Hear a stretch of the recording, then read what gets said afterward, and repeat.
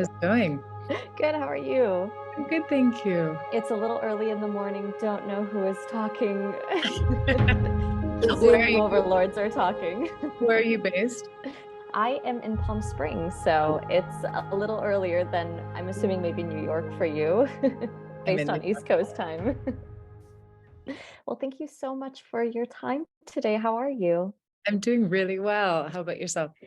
Doing pretty good. It's funny, I've been having a mini Glee reunion this weekend. I saw Darren Chris perform on Saturday at a fundraiser here in town, and now I get to talk with you. So Oh, that's sweet. my inner teenager is screaming from seeing all these people who I watched all the time. I had a chance to watch this Acidman yesterday, and I I'm always loving all the projects that you've been in the last few years, post Glee, and just seeing you get to interact with really awesome people in the industry. And I'd love to know, I adored Shiva Baby, for example. I really enjoyed your role in this film, and Yeah. what types of projects do you try to look out for and seek in these, recent last few years? Hmm. I feel very lucky that I've been able to explore many different territories. This film in particular, I loved Alex Lehman's work, and I kind of made that known.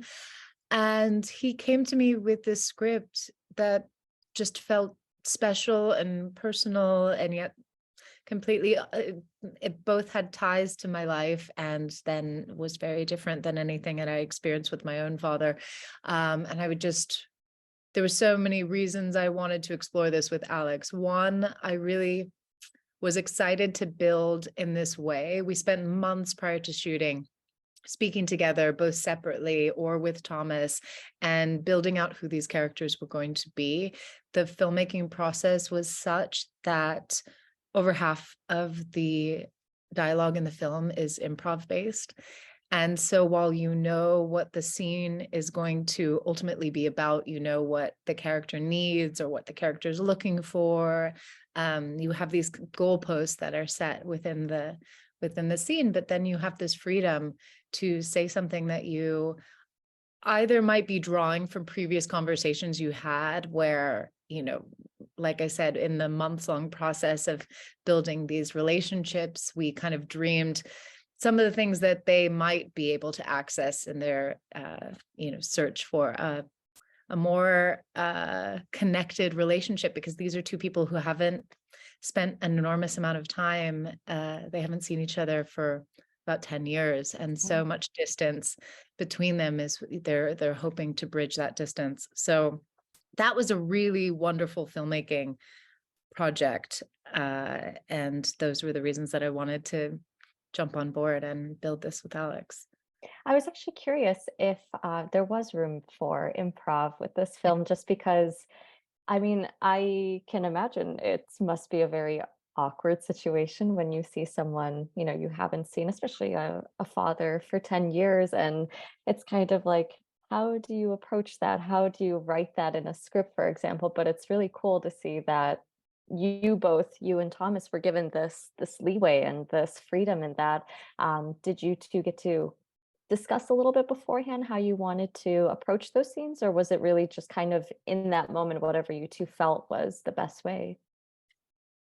Because we had these Zooms, I say Zooms because I'm so used to calling everything a Zoom. We do Zooms. We spoke on the phone, which Same was thing. really helpful. It was per Thomas's request, and I really enjoyed what that allowed for. I was able to listen to his voice for so many months leading up to filming, but I wasn't seeing him. So when I saw him as we went to shoot this in Oregon, I was seeing him for the first time, and I had never met him before. So I remember Alex and I walking into this diner, meeting Thomas in person for the first time, and my heart, I felt the same emotions that one would feel, that she would have felt not having seen him for that length of time. So that was really a great element of design by Thomas.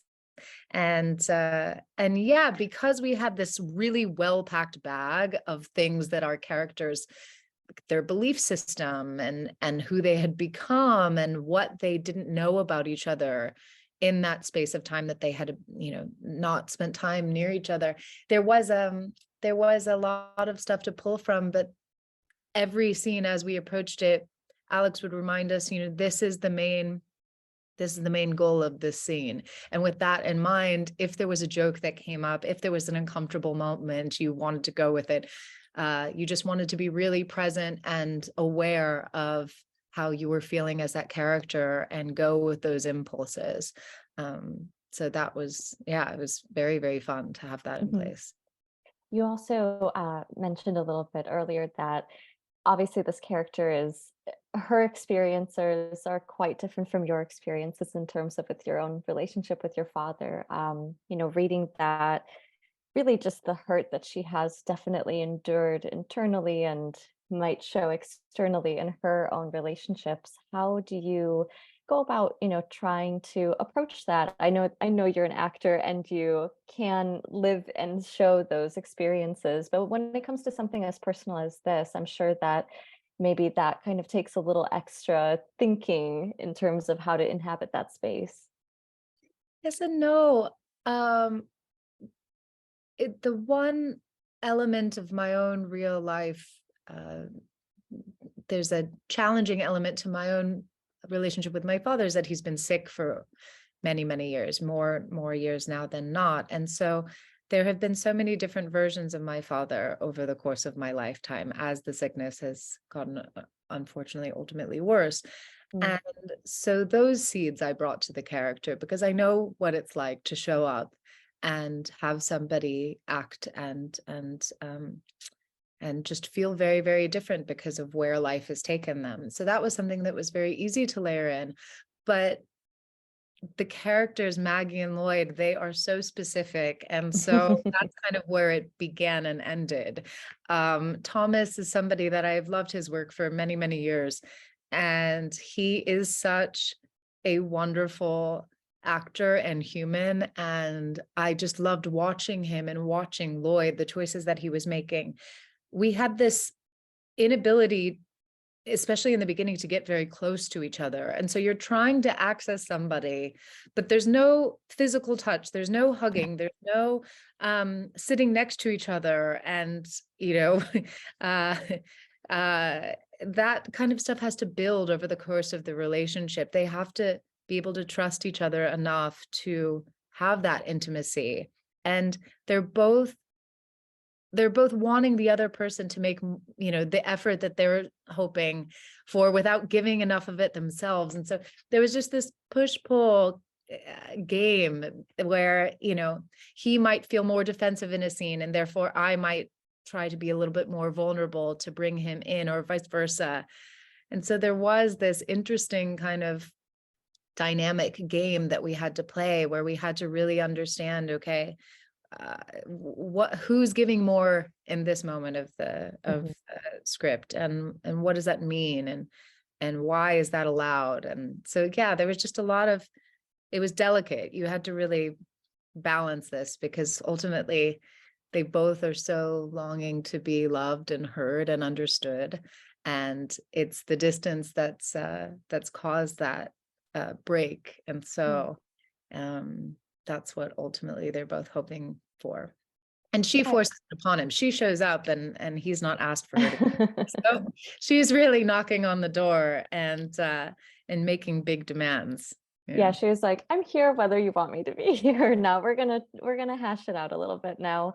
No, it's true. It's like you two had a little dance going on in some scenes where you are kind of putting your heart on out on your sleeve. He's very quiet and maybe more reflective than we may think in those moments. And then same thing with him too. If he shows a little bit more, then maybe Maggie is kind of, I'm not ready to listen to this. I don't want to take this advice. Like in one scene where we see um, in all of that, did you really have a lot of either say, or did you get to do a lot of work yourself on Maggie and building up this character in terms of your conversations with Alex and the other writer? Yeah. Originally, Maggie was a man, and Oh, originally this was a father-son piece. And at the point that Alex brought to me, he had wrapped his brain around having it be a father-daughter piece. And we were able to talk about certain plot points that might be helpful, that might have furthered her desire to make that connection at that point. There is something that happens over the course of the film that, we seeded in our initial conversations together, because I thought that it might really um, further her desire for that to be the moment in which she mends or attempts to mend a relationship with her father. It just, some life moments cause for uh, a calling for more help, and so that was a great experience to be able to build that path with Alex. And he's such an incredible collaborator in that way, because every idea can be heard and thoroughly discussed, and we just really were able to build it. He brought me in such a lovely informative way. I was able to produce this alongside him, and one of our producers, Kristen Egypt, he was so helpful, because we put so many things on the line as far as how we were going to build it, where we were going to shoot it, because we were still early days into the pandemic. So we had to make yeah. sure that we were going to keep everybody safe, how to assemble the budget. There was so much learning that happened along the building process. And I was just really, really so happy to be there for all uh, of those decisions, because it furthers my knowledge of everything. And it is really hard to build a film. It was really hard to build a film, considering it was, early 2021, and we had such a magical time being in our little bubble in this pocket of Oregon, where uh, that location so helped us. And that, the nature of that film and the feeling of being so small as humans in that carved out space, it really just lent itself so beautifully to the piece. I loved every scenic shot in this film. I mean, Oregon, I've never been there myself, but it Yes. just is stunning, and I can't even imagine. I can't believe that we get to live in a country that has that kind of landscape in it. And like you said, I'm sure that that's certainly just helped not only build up that story and a lot of themes of loneliness that we feel in the Mm. story, but just the whole big picture with COVID-19 going on at that time. I mean, a really healing environment, I'm sure that it was. It was lovely. Yeah, our crew, we were so it, it is not usual that each department head has no assistants. Like, we had one costumer, one set designer, one sound. We really didn't trust that we could be any bigger than that and keep everybody Yeah, safe. yeah. And that just meant that everybody helped each other immensely. We had Nathan, our production designer. He was building Lloyd's house, which, as you know from seeing the film, it is he is a hoarder of sorts, and there is a method to his madness, but it is quite a interesting house to come across. And I remember in the days leading up, everybody who had additional time, who wasn't working on their portion of the film, would go and help him and throw things around and put things on the wall, and help create Lloyd's funny world together with him. But yeah, we really bonded so much more than than you might have on another film. That's It was awesome. it was very fun. We joked that we might never leave, but it's a there's a camp there where most everybody lived, and so it's there for us when we want to return. Oh, that's so sweet. And plus a little tiny trailer with Acidman written all over it. I do have to ask, the there's a very unique part of this film, and that is the fact that Lloyd is an alien searcher, not hunter, but he loves searching for aliens. Did you, when you first read that script and saw that that was kind of the unique hook to this, did that first, how did that even like register in your mind? But second, did doing this kind of make you think a little bit more about the universe that we're living in? Right. It's it was something that there was many pieces that I would watch leading up to this, documentaries and other films, relational films, things that Alex had mapped out for me to pay attention to. And when we were there filming, there was one night where we it was our first kind of perhaps late night scene, and it was very, very cold. We were up on this bluff, and we had to shoot where we had to shoot kind of the the sunset we shot for sunrise, and then as soon as it was black, we were shooting that for the middle of the night.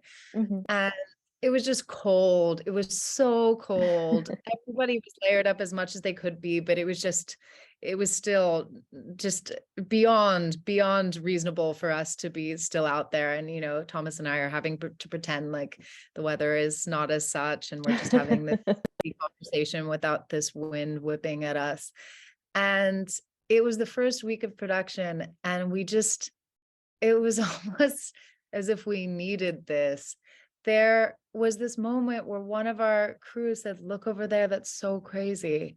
And it was this string of lights that looked, it was very unexplainable. And everybody got very excited, and it completely changed the mood. And we realized later it was Starlink. So it was this satellite internet constellation. And when they go out, apparently the longer they've been out, they change formation. So they start kind of clumped together. And then Oh. over time, we saw it once again when we were in Oregon, and it was more like they were spread out in kind of this diagonal line. But it was so strange to see it. And we were so small up on this cliff. And you just think there's so many things you see in life that feel pretty unexplainable. And I think for Lloyd, his character, it's what keeps him going. It's what he's found that he really can hold a belief to, and that makes him feel a part of something. And so that is what both me and my character have to, find, even though we can't fully understand, and we Mhm. haven't spent the same amount of time committed to these ideas, or even that can be a possibility. So yeah, those things were all fun parts of filming. And I remember as a team, we were watching Close Encounters, and one of our gaffers set up, he just said he didn't want to watch the film. And towards the end of film, right as that landing happened, he had been setting up outside the house all these lights.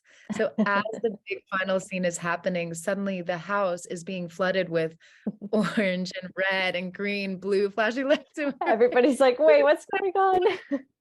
It was incredible. But yeah, so from top to bottom, we just constantly were talking about, the possibilities, beliefs, what one believes in, what one doesn't. And I think it's just fun to contemplate many, many things in life. Yeah, I'm sure it definitely kind of broke up the heaviness that this film touches on, a little bit of humor here and there. Yeah. I'm sure that you and I have to wrap up very soon, but do you see yourself continuing to being in this producer role? Because it's a whole different branch of filmmaking, as you said, like being really involved with every step of the way. Do you see that more in your future? And what are some of the things that you really learned about filmmaking through that process? I think there's so many ways in which one can produce. You can be a creative producer and build a story with a writer, or, write one yourself and work it from that angle. You can be, more on the field as far as like searching for money and locations and things like that. I love the creative side of producing, and, sometimes you need to be involved with all to get things going and have them be achievable. And yeah, it's I don't think that you can go backwards. I think that being involved with a project from the very inception and moving forward in that way is very, very exciting. And I I wouldn't say it gets in certain aspects, I think it gets easier because you have experience, and certain ways it's always going to be hard, but you do it because you love it, and therefore it's worth it. So Well, I thought you did a great job. I clearly don't know anything about the behind the scenes work, but I'll just say that you did a great job. Well, thank you so very much, Diana, for your time. It was such a pleasure to chat with you and to learn more about the film, but also just to kind of get a little inside look at all things here. I hope you enjoy the rest of your day, and hopefully our paths cross once again. likewise, thank you so much. I appreciate it.